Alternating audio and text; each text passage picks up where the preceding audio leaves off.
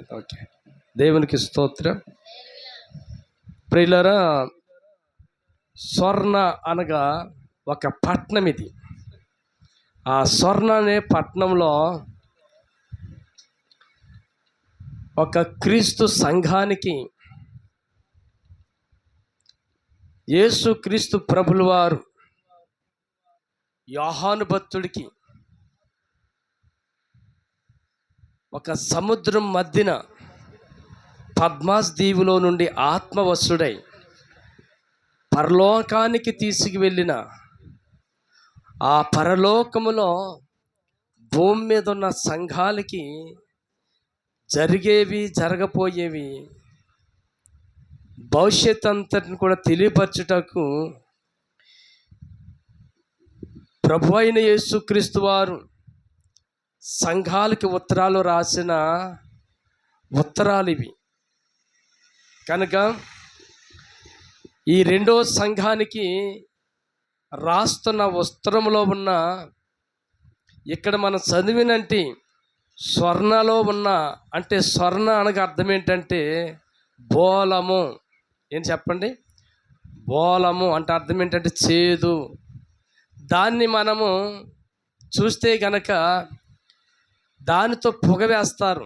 అంటే దాన్ని సాంబ్రేన్లాగా పొగ వేస్తే ఏమొస్తుంది తెలుసండి? సువాసన వస్తుంది. నోట్లో పెట్టుకుంటే ఏమొస్తుంది?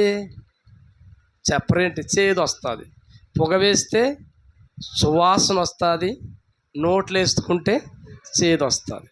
జాగ్రత్తగా వినాలి. ఈ స్వర్ణ అనే పట్టణము ఎక్కడుందంటే ఎఫెసీ అనే పెద్ద పట్టణానికి 60 కిలోమీటర్ల దూరంలో ఉందంట ఉత్తరాన్ని. ఎంత దూరంలమ్మా? అది క్రీస్తు పూర్వము యేసు క్రీస్తు వారి భూమి మీద రాకముందు 1000 సంవత్సరాల ముందు ఉందంటండి ఈ పట్టణము. చాలా జాగ్రత్తగా మీరు వినాలి. అర్థమైందండి? అయితే ఇక్కడ మనం కొంచెం చూస్తే కనుక ఈ పట్టణంలో ప్రాముఖ్యమైన ఏమున్నాయనేది అక్కడ చరిత్ర గ్రంథంలో ఉన్నాయి, మీకు చెప్తా వస్తాను, జాగ్రత్తగా వినండి. ఈ పట్టణంలో ఆటల పోటీలు ఆడే ఒక స్టేడియం ఉందంటండి, పెద్దది. ఆ రోజుల్లో 1000 మంది కూర్చుని చూసేది. ఆ పట్టణంలో అంటండి ఒక థియేటర్ ఉందంటండి, 1000 మంది కూర్చుని చూడగలిగింది ఆ రోజుల్లో. తర్వాత ఈ పట్టణంలో ఒక చక్రవర్తి ఉన్నాడు. ఈ రోమీలు పరిపాలించే కాలంలోనంటండి ఆ రోజుల్లో జరిగింది. రోమా పరిపాలనలో ఒక చక్రవర్తి ఉన్నాడు. ఆ చక్రవర్తి పేరు ఏంటంటే సీజర్. ఆ వ్యక్తికి ఒక దేవాలయం కట్టారు ఆ ప్రాంతంలో. ఆ దేవాలయము లోనికి వెళ్ళి ప్రతి ఉదయం కానీ లేదంటే 6 నెలలకు కానీ సంవత్సరానికి కానీ ఒకసారి వెళ్ళి ఆ దేవాలయంలోకి వెళ్ళి సీజరే నా దేవుడు, రోమా చక్రవర్తి మా దేవుడు, ఆయనే మా దైవము, ఆయనే మా సృష్టికర్త, ఆయనే మాకు దైవమని ఆయనకి దండం పెట్టి ఆయన పూజించాలంటండి. ఆ విధమైన చట్ట ప్రకారం అక్కడ నడుస్తుంది. మీరు బాగా గమనిస్తే కనుక అటువంటి శ్రమల్లో ఉన్న సంఘం గురించి ఇక్కడ మాట్లాడుతున్నాడు. ఆశ్చర్యం కలిగించే విషయం ఏంటంటే స్వర్ణ అనే పట్టణం అంట ఐశ్వర్యం కలిగినంటి పట్టణం అంట. అది ధనవంతులు ఉన్న పట్టణం అంట. అది తర్వాత సముద్రం పక్కన ఉన్న పట్టణమేమో ఓడల రేవులకు కూడా అనుకూలంగా వ్యాపారానికి చాలా మంచి బిజినెస్, అంటే చాలా సంపన్నపరులు వాళ్ళు. ఆ పట్టణంలో పౌలు గారు సువార్త చేసుకుంటూ వెళ్తున్నప్పుడు నిరుపేదలైన వారి మధ్యకి వెళ్ళి పౌలు గారు సువార్త చేసి అనేకులను ప్రభు తట్టు తిప్పినట్టు అక్కడ ఒక క్రీస్తు అనే సంఘం ఉంది. యేసు క్రీస్తు ప్రార్థన మందిరం అని ఒక సంఘం ఉంది. ఆ సంఘములో ఉన్న వారందరూ ఎవరంటే ఆ స్వర్ణాలో ఉన్నంటి పట్టణంలో ఉన్న నిరుపేదలైన వారంట అందరూ. ఎవరండి వాళ్ళు? నిరుపేదలు అంటండి. వాళ్ళని వాళ్ళ గురించి ఏం చెప్తున్నాడు అనేది మనం చూస్తే గనక ప్రకటన గ్రంథము 2వ అధ్యాయము 8వ వచనం నుంచి మనం చదువుకుంటే ఆ భాగం అంతా మనకు అర్థమవుతుంది. చదవండి ఒకసారి. స్వర్ణాలో ఉన్న సంఘపు దూతకు ఇలా దూత అంటే నాకు మాట, అంటే ఆ స్థలంలో పనిచేసే సేవకుడిని దూతకి ముందు రాశాడు. తర్వాత మొదటి వాడను కడపటి వాడినై ఉండి మృతుడై మళ్ళీ బ్రతికిన వాడు చెప్పు సంగతులు. కాస్త సౌండ్ ఇక్కడ మనం చూసినప్పుడైతే చాలా జాగ్రత్తగా మనం ఆలోచించాలి.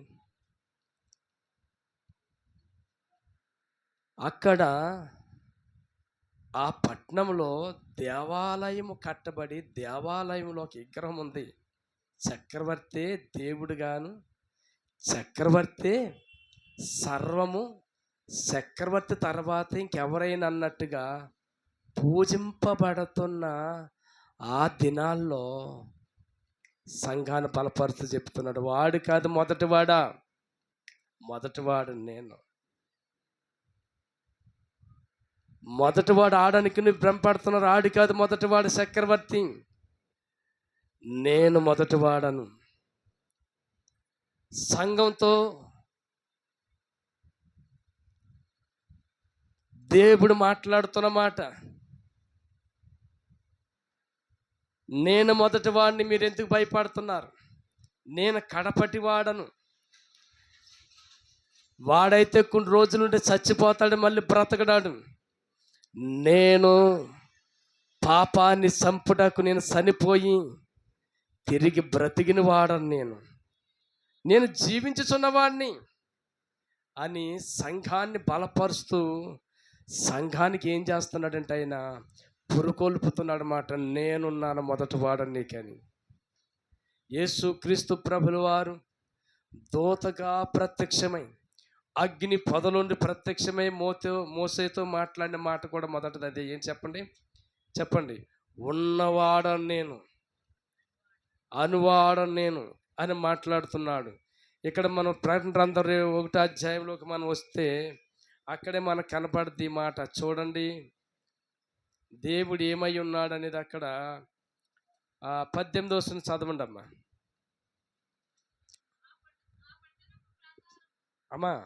1వ అధ్యాయము 18వ వచనం. నేను మొదటి వాడను కడపటి వాడను,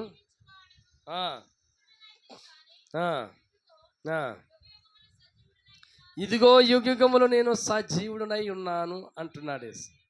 మరణమెక్క పాతాళమెక్క ద్వారములు నా ఎదుట స్వాధీనంలో ఉన్నాయి, దేవుని స్వాధీనంలో ఉన్నాయి.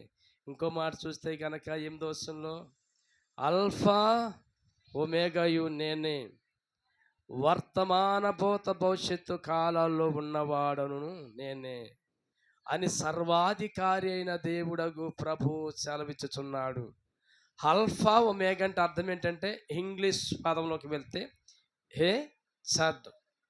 చెప్పండి మొదటి అక్షరం ఏంటి? ఏ. ఇంగ్లీష్ వాడికి లాస్ట్ ఏం చెప్పండి? చెప్పు. చడ్, అంతే కదా. అంటే ఎవరన్నా నువ్వేం చేస్తున్నావురంటే ఏమంటారు చెప్పండి?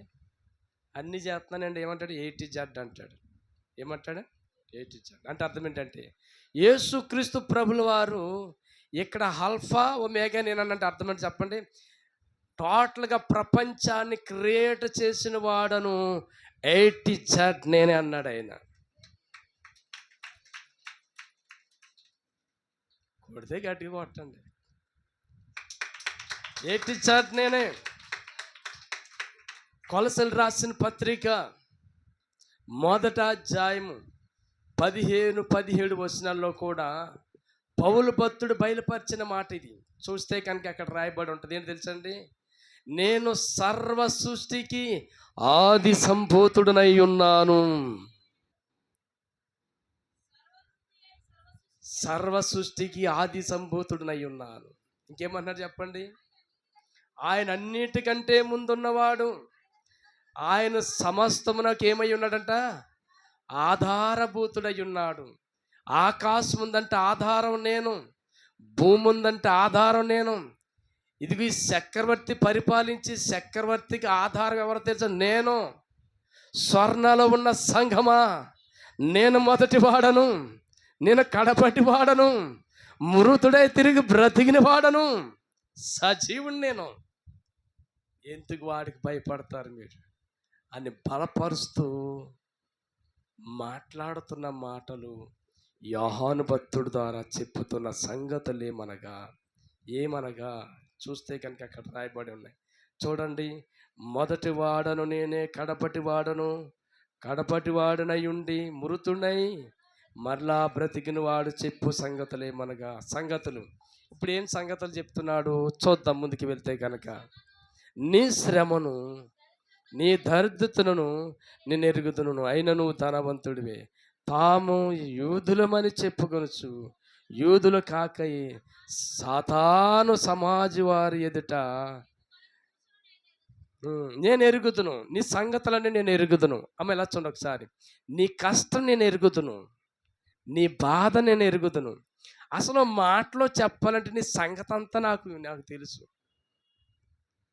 నువ్వు పుట్టిన గాంచి చెప్పు, నువ్వు పడుకుంటాం చెప్పండి, నడుస్తూ నీ పడక నీ నడక అన్నీ కూడా ఆయనకి తెలుసు. ఆయనకి మరుగైంది ఒకటి కూడా ఏదియో లేదు. అంతకేమన్నాడంటే, నీ కోసం నేను చెప్పబోయే సంగతులు ఏంటో తెలుసా? నేనే చూస్తా లేదని నువ్వు అనుకుంటున్నావా? స్వర్ణాలో ఉన్న సంగమా, నేను చూస్తున్నాను, నాకు తెలుసు. నీ కష్టం నాకు తెలుసు, నీ శ్రమ నాకు తెలుసు, నీ ఇబ్బందులు నాకు తెలుసు. ఎందుకంటే ఆ రోజుల్లో ఆ పరిస్థితులు ఎలాంటివంటే, ఇలా చూడండి ఒకసారి. నిరుపేదలైనట్టి ఆ సంఘము, ఏ సంఘం అండి చెప్పాలి, మర్చిపోకూడదు. స్వర్ణలో ఉన్న సంఘము నిరుపేదలు కలిగిన వారు. ఆ సంఘములో కలుగుతున్న ఇబ్బందులు ఇంతంత కాదండి. ఎందుకంటే చక్రవర్తి అయిన దేవుడిగా ఉన్న వ్యక్తి దగ్గరికి వెళ్ళి నమస్కారం చేస్తలేదు, పూజ చేస్తలేదు. వీళ్ళ దుకాణాలు కానీ వీళ్ళ వ్యాపారాలు కానీ అన్నీ బంద్ అయిపోయినాయి. ఎందుకని చెప్పండి? ఎందుకని? ఇప్పుడు చక్రవర్తిగా ఉండి పరిపాలించే చట్ట ప్రకారంగా నడవాలి, వీళ్ళు నడుస్తలేదు. మరి అప్పుడు ఏమవుతుంది చెప్పండి? అక్కడ వీళ్ళకి ఆర్థికంగా కూడా పని చేసుకోవటానికి, వ్యాపారాలు చేసుకోవటానికి కూడా లేని శ్రమలు వీళ్ళకి. ఒక మాటలో చెప్పాలంటే, యేసు ప్రభు నమ్ముకున్నప్పుడు, అమ్మా వింటున్నారా, చూస్తున్నారా, ఇలా చూడండి, జాగ్రత్తగా వినండి. యేసుక్రీస్తు నమ్ముకున్నందుకు ఆనాటి ఆది సంఘములో స్వర్ణాలు ఉన్న సంఘానికి వచ్చింది ఏంటి తెలుసంటండి? బతుకు తెరువు లేకుండా అయిపోయిన బాధలు వచ్చినాయండి, శ్రమలు వాళ్ళకి. బ్రతుకు తెరువు కూడా వాళ్ళకి కనబడకుండా చేసిందంటండి ఆ ప్రభుత్వం. ఈ రోజుల్లో ప్రభుత్వం ద్వారాను, మత కలహాల ద్వారాను అనేకమైన కొన్ని శ్రమలు వస్తుంటేనే మనం ఇన్ని శ్రమలు అనుకుంటున్నాము. ఇప్పుడు ఆ రోజుల్లో ఉన్న శ్రమలకి ఈ రోజుల్లో ఉన్న శ్రమలు కాదు. సంగమా, ఆలోచించు ఒకసారి.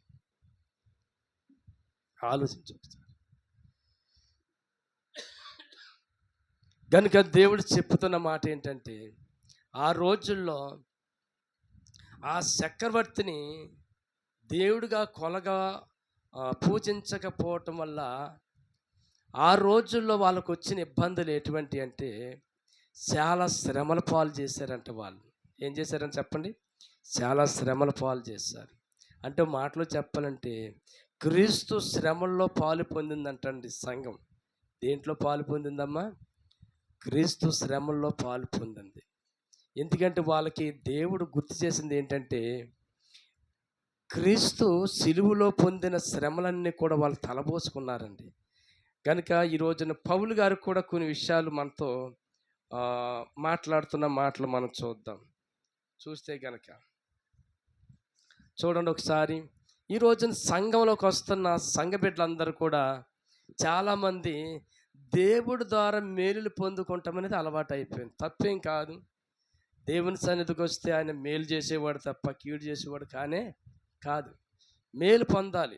కానీ ఆ మేలులతో నీవు జీవితం అలా స్టాప్ అయిపోతాం కరెక్ట్ కాదు. అర్థమైందని?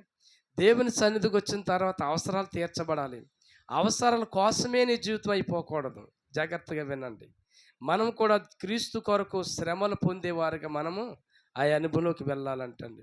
మత్తయి సువార్త 5వ అధ్యాయము 11, 12 వచనాలు చదివితే మనకు అక్కడ రాయబడిన మాటలు మనకు కనబడతాయి. చూడు, నా నిమిత్తము. ఎవరి నిమిత్తం అంట? ఆమె ఎలా చూడండి ఒకసారి. నీ అప్పు నిమిత్తం కానీ, నువ్వు కట్టుకున్న ఇల్లు అప్పు నిమిత్తం కానీ, ఇలా చూడాలి. నీ శరీరంలో ఉన్న శ్రమ నిమిత్తం కానీ, నువ్వు శ్రమ పడితే అది కాదు, లెక్కలోకి రాదు అది. అర్థమైందా? అది లెక్కలోకి రాదు. దేవునికి స్తోత్రం.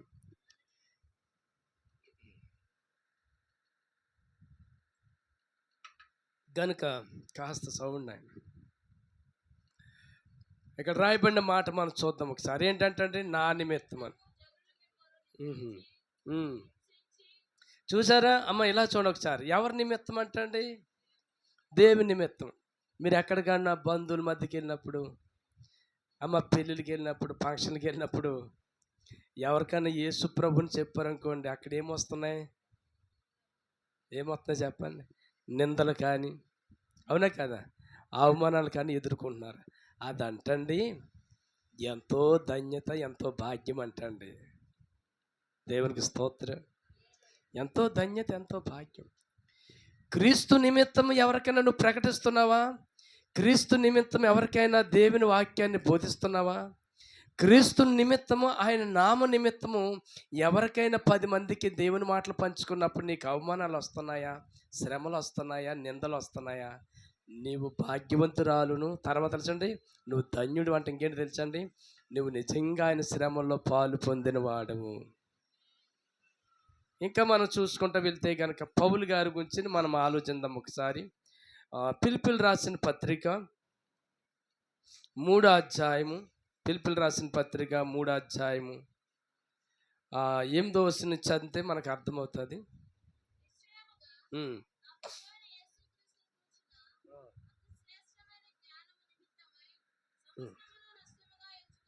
ఏంటంటమ్మా? ప్రభు సమస్తం అంటే ఏం చేసుకుంటాడంటే చెప్పండి? నష్టముగా ఎంచుకొని క్రీస్తును సంపాదించుకోవటాకంట.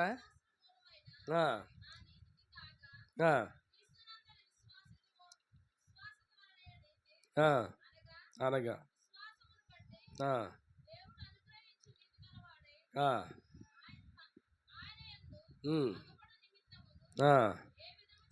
ఏ విధము చేతనైనను. చూసారా, నాకు పునరుద్ధానం కలగవలనని ఆయన మరణ విషయంలోని ఇదేంటి ఒకసారి ఆగాగమ్మా. ఏంటంట? దేంట్లో సమాన భావంగా అంటే యేసు ప్రభు యొక్క మరణం ఏంటండి అమ్మ? ఇలా చూడండి, శ్రమలు.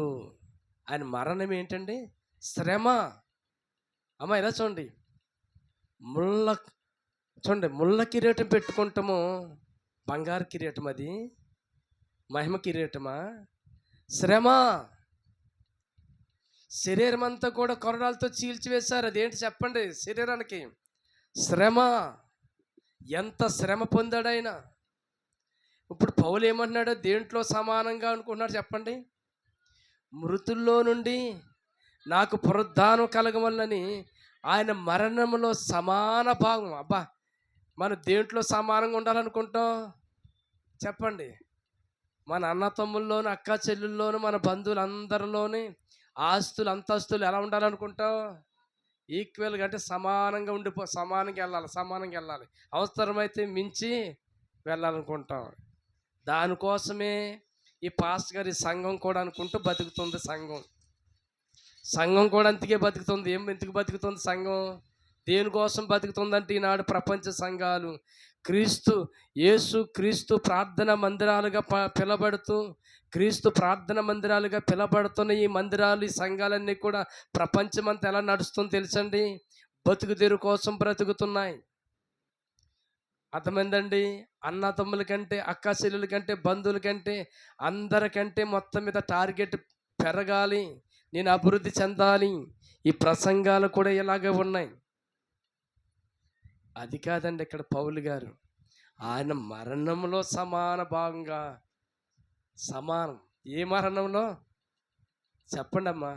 ఆయన శిలువ మరణంలో సమానంగా నేను వెళ్ళాలనుకుంటున్నాడంట. అబ్బా, ఇది ఎంత గొప్ప అద్భుతమైన అర్హత అండి ఇది. చదువు ఇంకా నేను. ఆయన పునరుద్ధాన దినము బలమును ఎరుగు నిమిత్తము ఆయన శ్రమల్లో పాలువాడగుటకు. అమ్మ, స్వర్ణాలు ఉన్న సంఘం ఇందులో పాలు పొందింది. పౌలు యొక్క శ్రమలు అంటే క్రీస్తు శ్రమల్లో పాలు పొందింది ఆనాడు ఈ సంఘం అంట. చదవండి. సమస్తమును నష్టపరుచుకుని వాటిని పెంటతో సమానంగా ఎంచుకున్నాడంట అండి. చప్పట్లు కొడతామని ఒకసారి.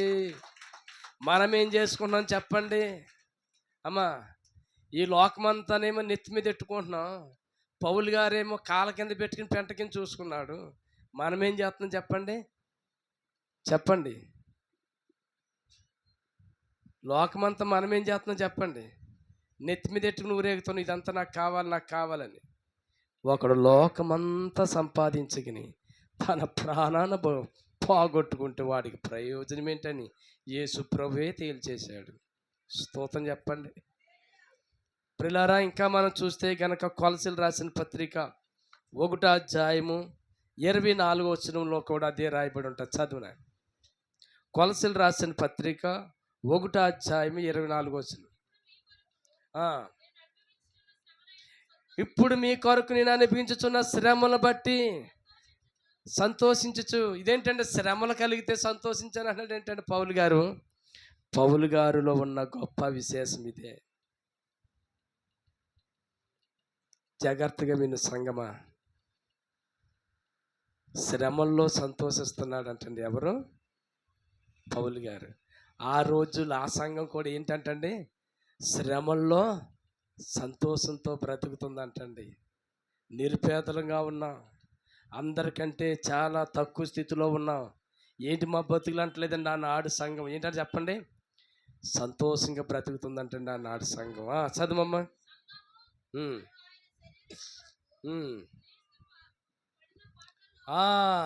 శ్రమల్లో అంటే క్రీస్తు పడిన శ్రమల్లో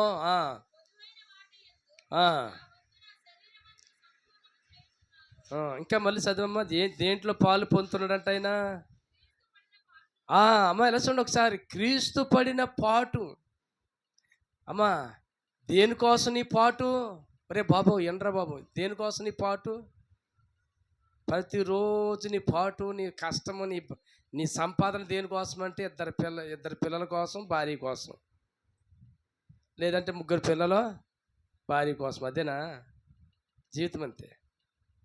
నేను మాట చెప్పనా నీకు, ఈరోజు నుంచి మీ ప్రార్థన అనుభవం మార్చుకోండి. తప్పకుండా మీరు ఐశ్వర్యవంతులు అవుతారు. అర్థమైందండి? ప్రభువా, నేను 10 మందికి ఇలా చూడండి బతుకుతారు చూపించగలిగిన వాడిగా నన్ను మార్చని అడుగు. నీ దగ్గర 10 మంది కూలోళ్ళకి బతుకుతారు చూపించమని ప్రార్థన చేయి. దేవుడు నిన్ను ఆశీర్వదిస్తాడు. ప్రభువా, నాకు ఆహారం ఇమ్మని అడుగు. అయితే నాకు ఒక్కడికే కాదు, చూస్తున్నారు నాకే, నేను 10 మందికి పెట్టేలాగా నాకు ఆహారం ఇమ్మని అడుగు. నీ ఇంట్లో ఇప్పుడు 100 మందికి సరిపోయి ఆహారం ఇస్తాను ఉంటాడు దేవుడు. ప్రభువా, నాకు ఐశ్వర్యం ఇయ్యి అని అడుగు. అది నా కోసం కాదు, నీ పని కొరకు ఖర్చు పెడతాను. దేవుడు అధికంగా ఇస్తాడండి. ఈ ప్రార్థన ఎప్పుడైనా ఎవరైనా చేస్తారా? చేయరు. అర్థమైంది? ఇప్పుడు చూసినా నీ భార్య నీ పిల్లల కోసమే బ్రతుకుతున్నావు అంటే నువ్వెవరు అంటే స్వార్థపరుడు. ఎవరు మనం? స్వార్థపరులు దేవుని రాజ్యంలోకి వెళ్తారా? వెళ్ళరు. ఓకే, చూద్దాం. ఇంకా ముందుకు వెళ్తే గనక మనకు బాగా ఇలా చూడండి ఒకసారి. యాకోబు పత్రిక 2వ అధ్యాయము 5-6 వచనాలు చదవండి. యాకోబు పత్రిక 5వ అధ్యాయము 2వ అధ్యాయం 5-6 వచనాలు అమ్మ. 2వ అధ్యాయం యాకోబు పత్రిక. నా ప్రియ సహోదరులారా, ఆలకించుడి. ఈ లోక విషయంలో దరిద్రులైన వారిని విశ్వాసమందు, హలో, మీరెవరంటే విశ్వాసమందు భాగ్యవంతులు. చప్పట్లు కొట్టండి. మనం ఎవరు? విశ్వాసమందు మీరు భాగ్యవంతులు. స్వర్ణలో ఉన్న సంఘమా, మీరు నిరుపేదలు అనుకుంటున్నారు, మీరు విశ్వాసమందు భాగ్యవంతులు, అందుకే మీరు ధనవంతులే అని దేవుడు అక్కడ మాట్లాడుతున్నాడు. బా, ఎంత అద్భుతం అండి! నిజంగా ఈ శ్రమల్లో పాలు పొందిన సంఘం అండి. అసలే క్రీస్తు వారసులు అవ్వాలంటే ఆమె చూడండి, దేవుడి పిల్లలు ఎవరండి? దేవుడి పిల్లలు ఎవరు చెప్పండి? దేవుడి పిల్లలు ఎవరు? దేవుడి పిల్లలు అంటే ఎవరు?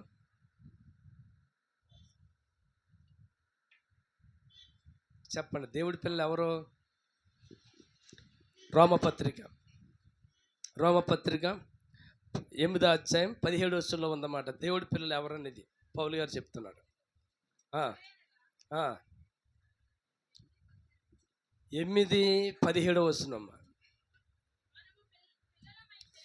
నీవు నిజంగా దేవుడి పిల్లవైతే వారసులము, అనగా దేవుని వారసులము, క్రీస్తుతో కూడా మహిమ పొందుటకు ఆయనతో శ్రమ పడిన ఎడల. ఎవరు వారసులు? చూడండి, క్రీస్తు కొరకు శ్రమ పడాలి. ఏం పడాలి? క్రీస్తు కొరకు శ్రమ పడాలి.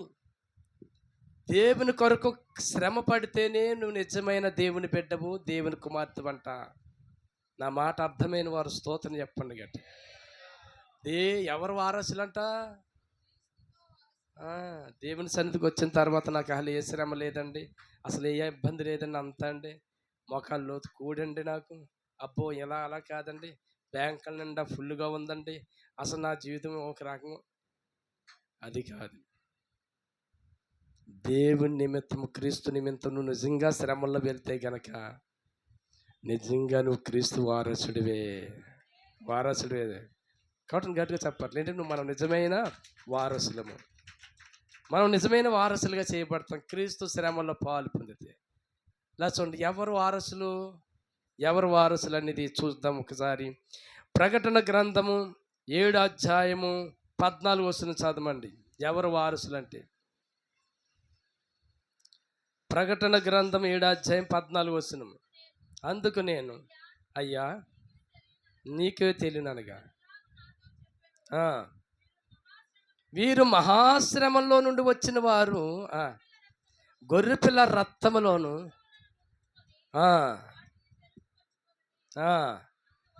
అందువలన వారు దేవుని సింహాసనం ఎదుట ఉండి రాత్రింపగళ్ళు ఆయన ఆలయములో ఆయన సేవించిన వారు. ఎవరంటండి వీళ్ళు? రాత్రి పగళ్ళు ఎక్కడ సేవించిన వారు వీళ్ళు? దేవుని దేవాలయంలో. హలో, సభలకున్న జనము ఉపవాస ప్రార్థనలు ఉంటున్నారా? ఉండలేదు.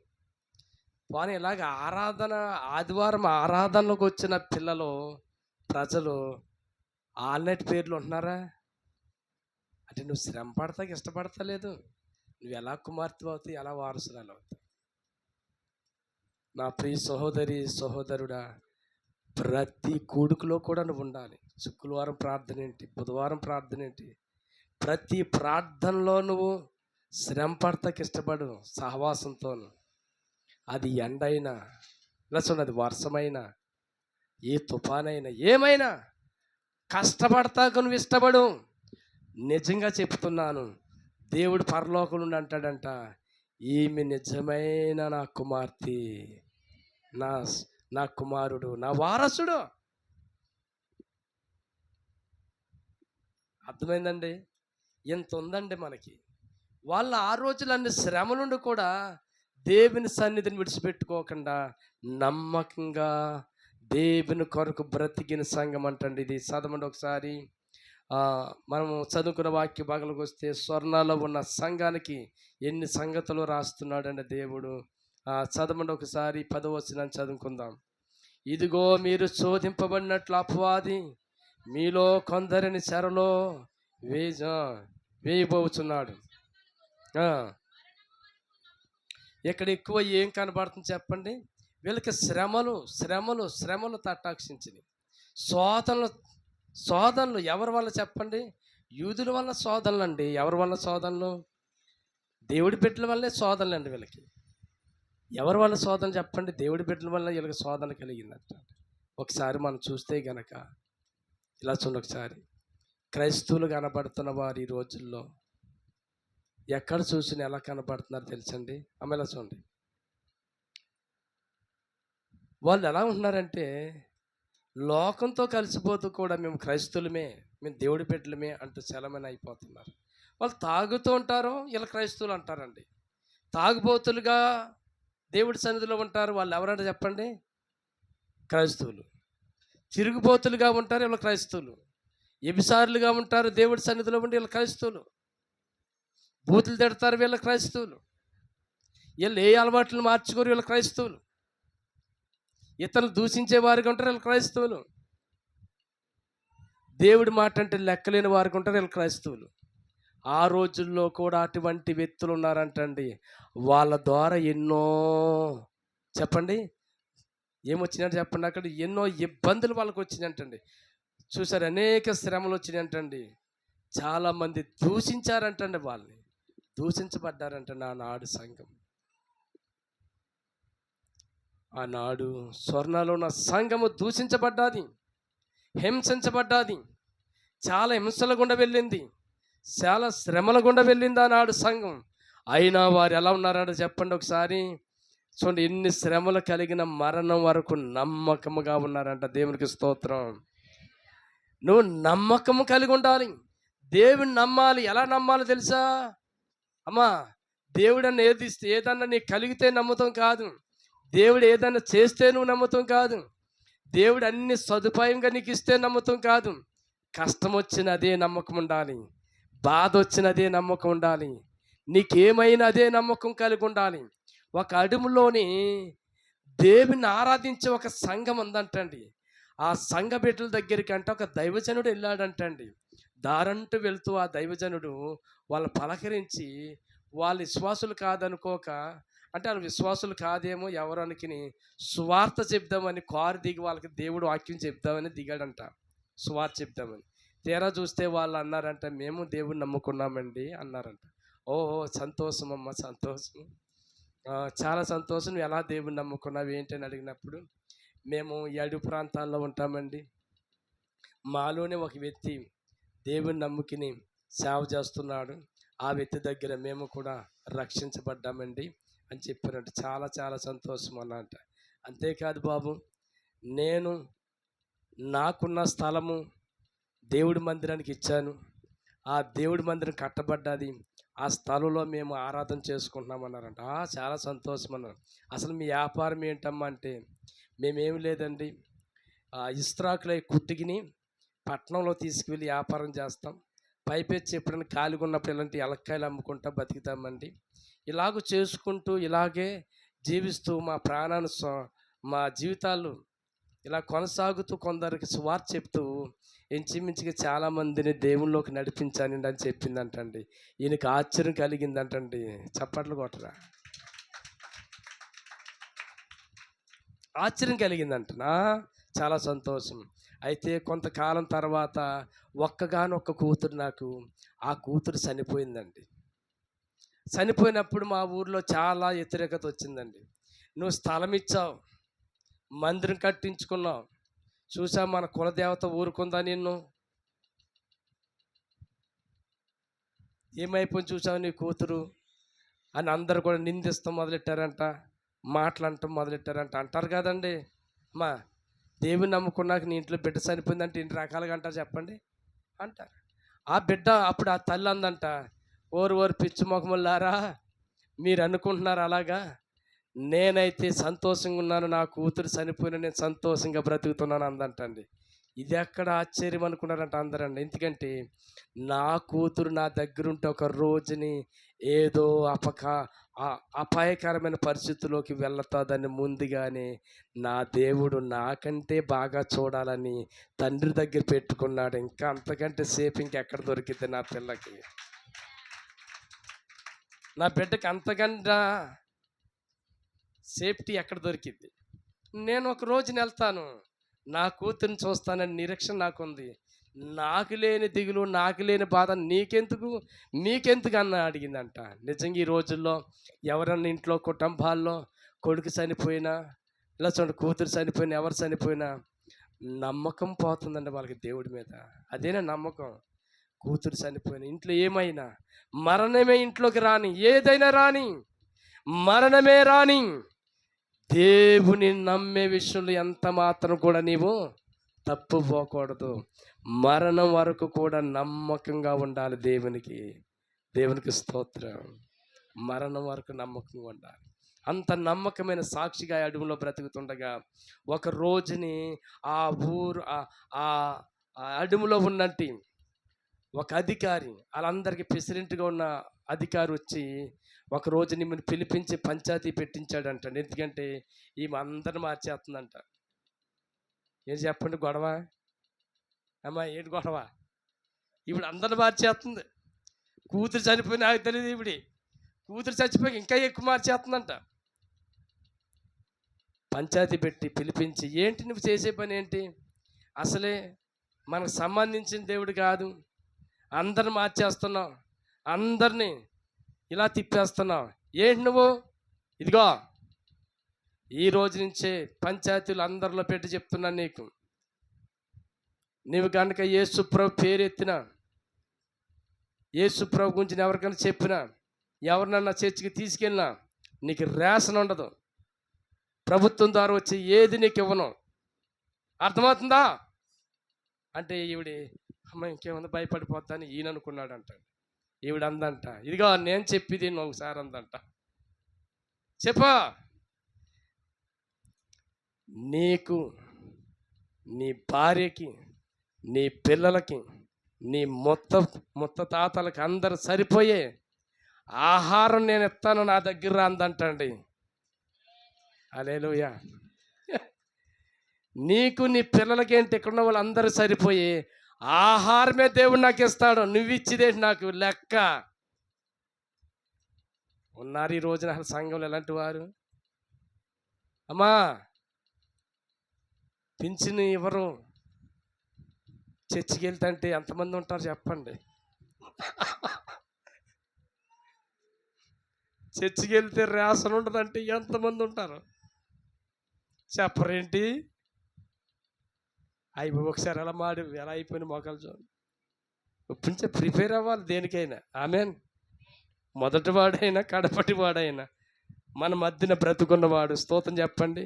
ఎన్ని శ్రమలు వచ్చినా, ఎన్ని నిందలు వచ్చినా మరణం వరకు ఎలా ఉండాలి? మనము నమ్మకంగా ఉండాలి. దేవునికి స్తోత్రం.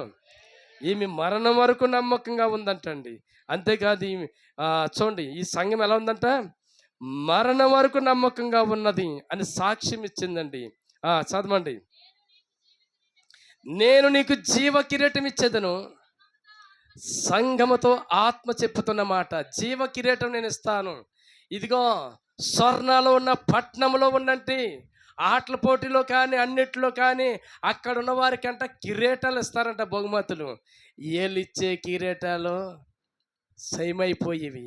ఇదిగో నీకు అక్షయమైన కిరీటం ఇవ్వబోతున్నాను సంఘమని సంఘానికి ఇస్తున్న వాగ్దానం అంటే. చప్పట్లు కొడదాం ఒకసారి.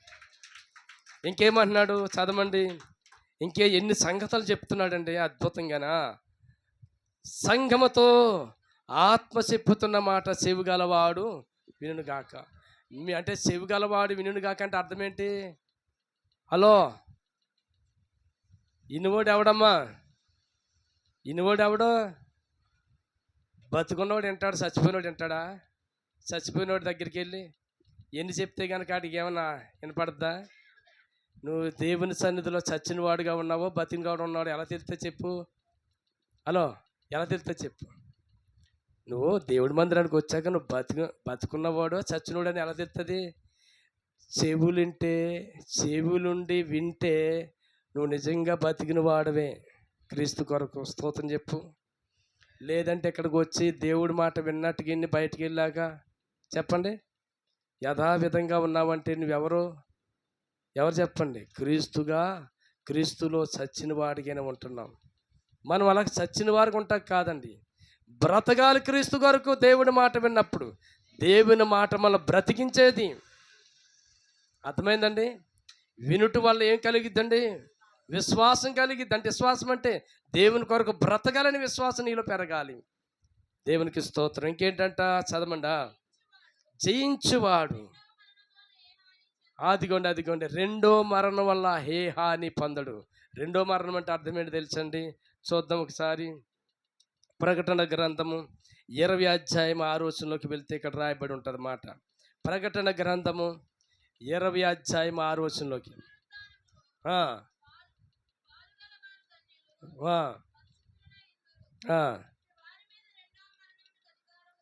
దేవునికి స్తోత్ర. ఎవరంటమ్మా? ఎవరండి? ఇలా చూడండి, మరణం వరకు నమ్మకంగా ఉన్నవారు కంటండి రెండో మరణం మీద అధికారం వాళ్ళకు ఉండదంట. చప్పట్లు కొట్టను ఒకసారి. మొదటి మరణం ఏంటి? భౌతికమైన శరీరము. రెండో మరణం ఏంటి చెప్పండి? ఆత్మ మరణం. అంటే ఆత్మ ఎక్కడికి? పరలోకానికి తీసుకెళ్తామా, పాతాళమని అగ్నిగుండానికి వెళ్తామా? పాతాళమని అగ్నిగుండము అనే ఆ రెండో మరణాన్ని నుంచి తప్పించబడ్డారంటండి. స్వర్ణాలు ఉన్న సంఘానికి చెప్తున్నాడు, ఇదిగో రెండో మరణం మీద మీకు అధికారము, మీ మీద అధికారం లేదు దానికి. మీరు జయించి ఉన్నారు. ఎంత అద్భుతమైన మాట అండి. చదవండి. చాలు. ఏ హానియు పొందరు. కనుక మీకు ఎంతవరకు అర్థమైందో మరి. 7 సంఘాల్లో ఉన్న ఉత్తరాలు రాస్తున్న సంగతుల్లో ఈ రెండో సంఘం గురించి మాట్లాడుతున్న మాట. కనుక ప్రియులారా, మరణం వరకు సంఘం ఎలా ఉందంటమ్మా? నమ్మకంగా ఉంది. మనం ఎలా నమ్మాలి చెప్పండి? యేసయ్యని చెప్పండి, ఎలా నమ్మాలి? మరణం వరకు నమ్మకంగా బ్రతకాలి. అందరు లేచి నిలబడతాం. స్తోత్రం. నీకు ట్రాక్ పంపినది పెట్టినాను. దేవునికి స్తోత్రం. హల్లెలూయా. అందరూ కూడా లేచి నిలబడతాం. స్తోత్రమయ్యా.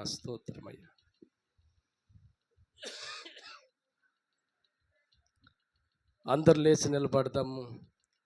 ఈ రోజున చాలా విషయాలు పరిశుద్ధాత్మ దేవుడు మాట్లాడుతూ వచ్చాడు.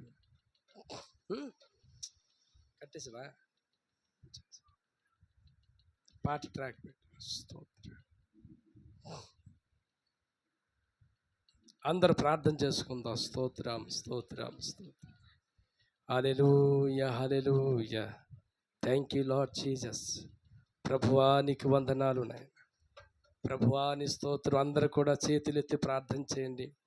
సహోదరిలారా అందరు కలిసి ప్రార్థన చేద్దాం. వందనాలు ప్రభువా నీ స్తోత్రం. అందరు చేతులెత్తి ప్రార్థన చేయండి, బయట ఉన్నవారు సైతం కూడా. Thank you Lord Jesus. ప్రభువా నీ స్తోత్రం. ఈ రోజునే ప్రభు కొరకు ఒక నమ్మకమైన జీవితం కలిగిన వాడిగా అటరించి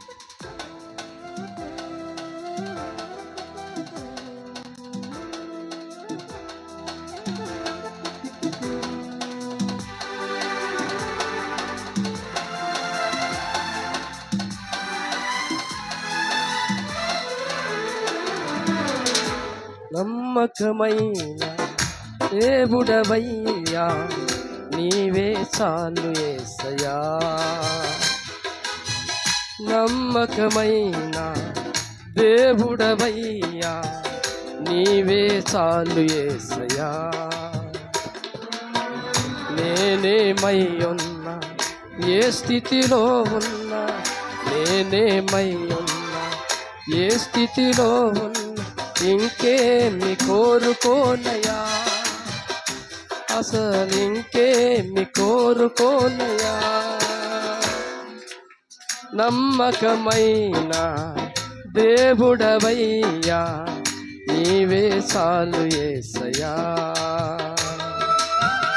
చప్పట్లు కొడతాం.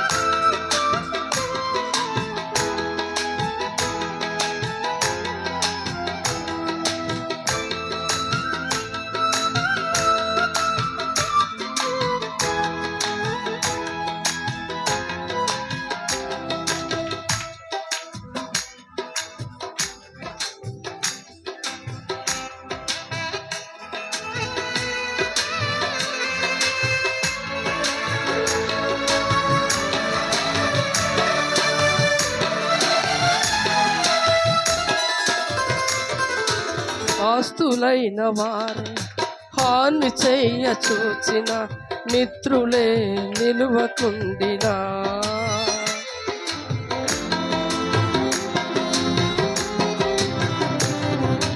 ఆస్తులైన వారే హాని చేయ చూచిన మిత్రులే నిలువకుండినా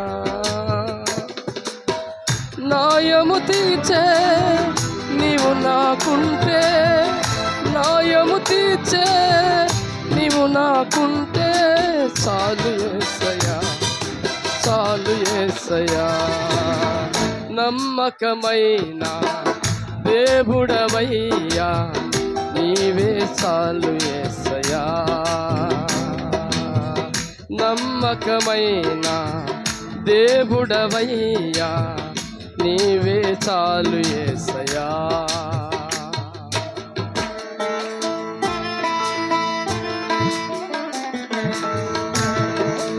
స్తోత్రమయ్యా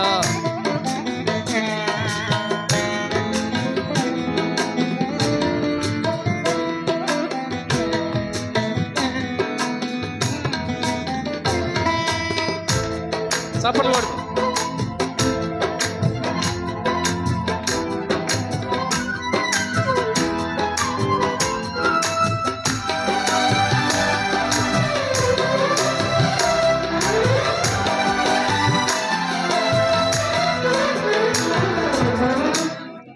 జ్ఞానమంత చూపి శక్తి దార పోసిన కష్టమే మిగులుకుండినా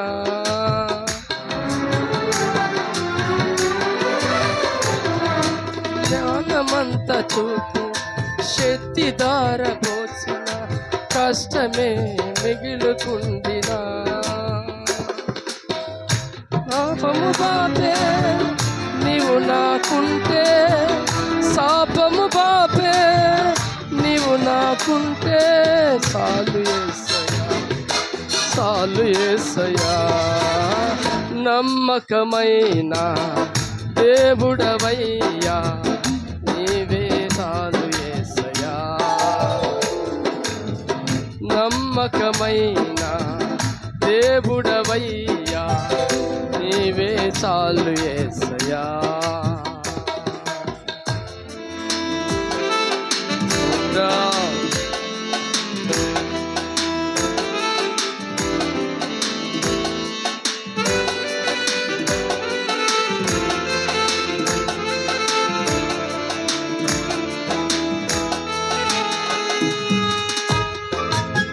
చెప్పకూడదు అవునయ్యా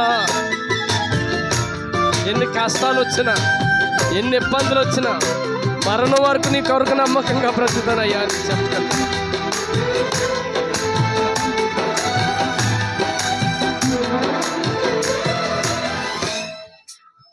కష్టకాలమందు గుండి జారివేన గణ్యమే తెలియకుండినా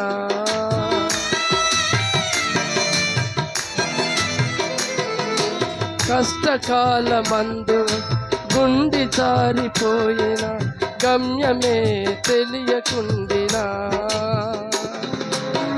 సాయము చేసే నీవు నాకుంటే సాయము చేసే నీవు నాకుంటే చాలు యేసయ్యా చాలు యేసయ్యా నమ్మకమైన దేవుడవయ్యా నీవే చాలు యేసయ్యా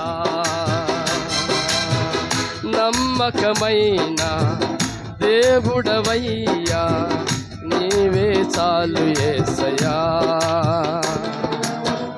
నేనేమై ఉన్నా ఏ స్థితిలో ఉన్నా నేనేమై ఉన్నా ఏ స్థితిలో ఉన్నా ఇంకేమి కోరుకోనయా అసలు ఇంకేమి కోరుకోనయా ఇక నీ కొరకే బ్రతికుతానయా ఇక నీ కొరకే బ్రతికుతానయా ఇంకేమి కోరుకోనయా ఎలా ఉన్నవారు అలా మోకరించండి ఓ దేవా నీకు వందనాలు ప్రభువా ఈ రోజునైనా చాలా విషయాలు మాతో మాట్లాడుతూ వచ్చావు నీ స్తోత్రం. వందనాలు ప్రభువా, నీ స్తోత్రం. తీర్మానం చేసుకుందాం ఈరోజు ప్రభు పాదాలు